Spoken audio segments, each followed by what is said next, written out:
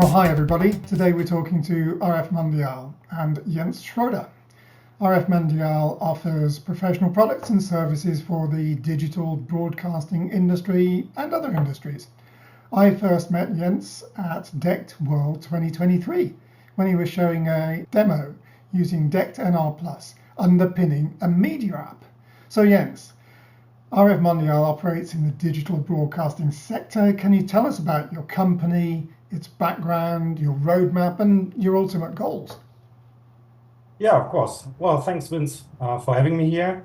RFmondial is producing and developing multiplexers, modulators, demodulators, and test and measurement equipment for the digital broadcasting industry, especially the audio broadcasting, so radio industry.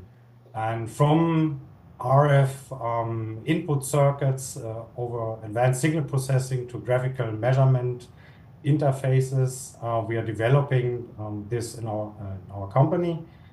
And the competence that we have, we are also using for services like engineering, so helping others to make, for example, prototype boards and customer applications. We are mainly selling directly to broadcasting houses, or our products are sold via transmitter manufacturers, for example, as an OEM. And I'm coming back from the IBC, the International Broadcasting Convention in Amsterdam right now. And what we've seen there is that the audio broadcasting industry and the professional audio industry is very closely related, as actually they are in the same hall at that show. And that has also confirmed that working with DECT NR+ for these specific, in this specific industry is something that makes sense for our company to look a little bit to related industry and a little bit abroad of the pure broadcasting side. Well, we're very pleased that you're working with DECT NR+. How long have you been looking at the technology? We have two research projects since 2 years. We're working on them. It's namely the MERC and the USW8 project. We're very grateful that the German administration has granted the funding for these research projects to us. In addition, we have an employee who has already since 2020 worked on DECT NR+, especially he was involved in simulations for the IMT 2020 evaluation of DECT NR+. Yeah. So he has already quite a competence, especially in the physical layer, but also related layers of DECT NR+. Well, you're really not wasting any time. You've already created a DECT NR+ evaluation board. What prompted you to start that project? Well, that was actually the goal of these projects, to get something very quickly up and running.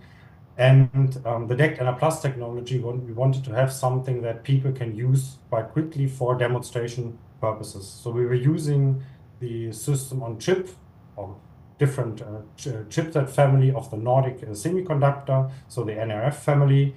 And from the beginning was the goal to create an evaluation board that people could use and that could get very quickly up and running.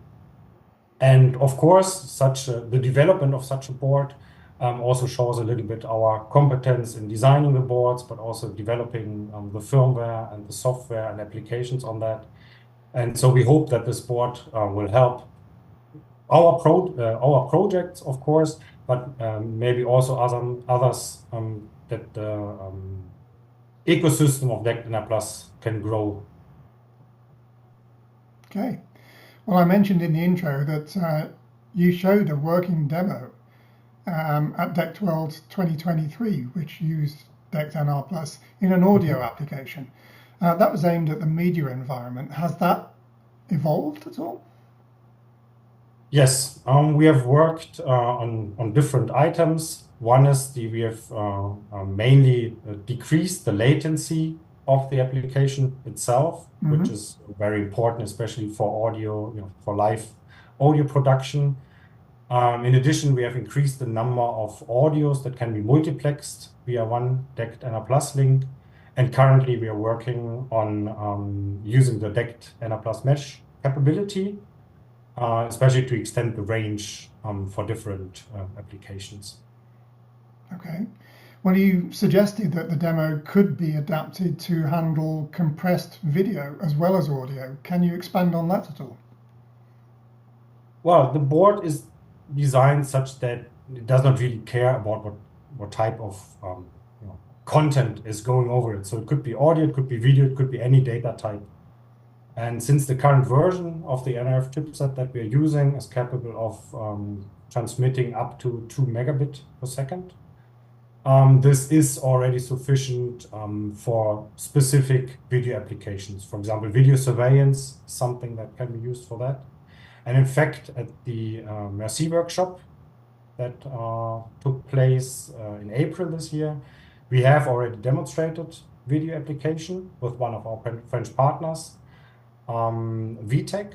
They are specialists in hardware video encoding and decoding products.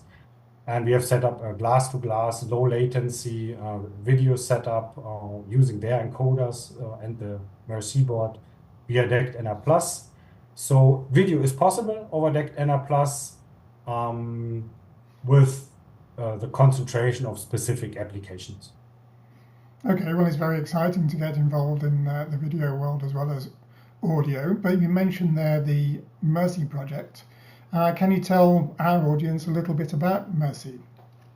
Yeah, actually the Merci, the abbreviation, I need to look it up because it's complicated but very important. It's the media and event production via resilient communication on IoT infrastructure. Okay. That's the abbreviation Merci.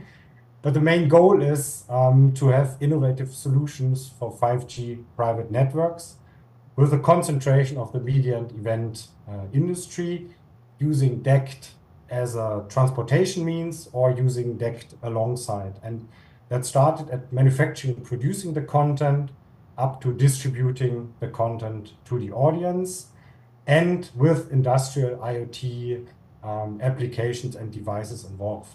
Because these both application areas have similar interests in terms of usage, but also standardization. So the main focus here to create an environment, demonstrations for private 5G networks that are easy to deploy using the DECT technology. And the specifics of that project is that it's a French and German cooperation. There are French and German companies and research institutes involved. And that, on the one hand, why the name was given, actually, Merci. But on the other hand, it is also to create competence within the heart of Europe in a 5G private network technology. In your opinion, is Merci gathering support and momentum? Yes, definitely does. During the project, we have seen that there's quite a lot interest in what the project is doing, but there are also other products, research, publications coming around in the ecosystem. So the speed that the NR+ technology has evolved is definitely a momentum. I hope our project could contribute a little bit to that. And it looks like that the DECT NR+ technology can fulfill some of the expectations that other technologies maybe not. Okay, so your development has been based around Nordic semiconductor hardware, and you've developed your own MAC layer. Was this a straightforward process?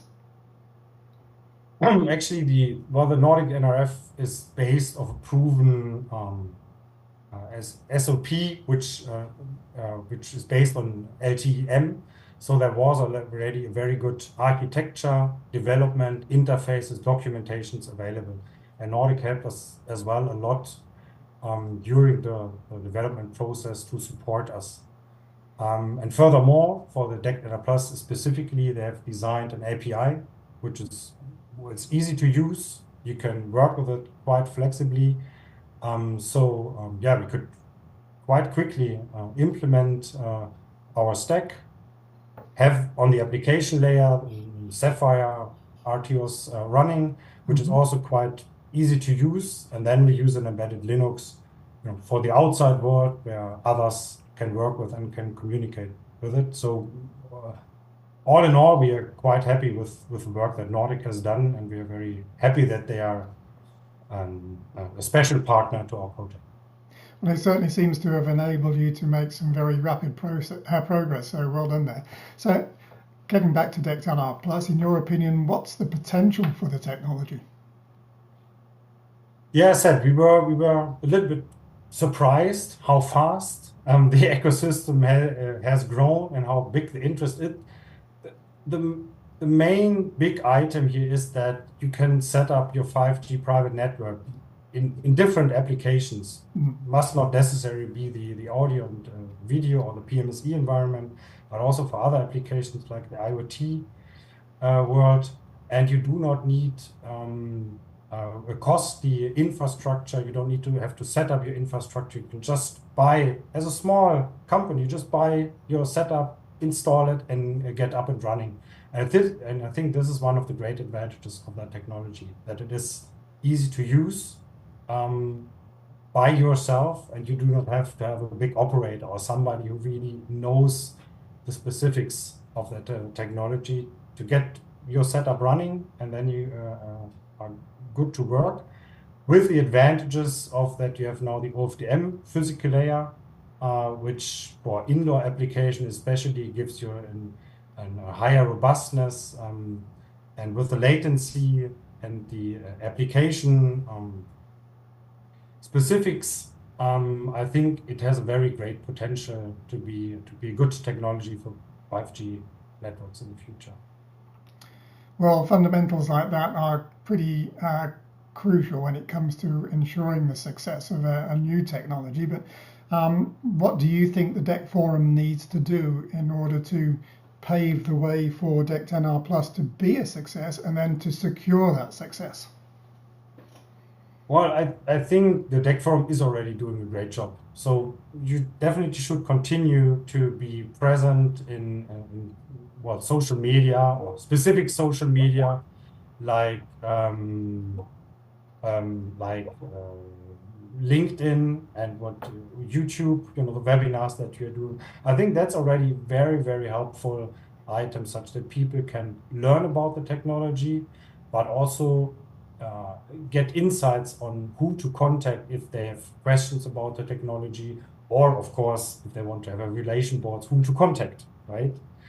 And so in addition, we believe that there will be more development boards, development sets, or different new products in that area. And if you're furthermore promoting, on the one hand, the technology, but on the other hand, supporting the companies and the implementation that exists, I think that will definitely help the success of DECT NR+.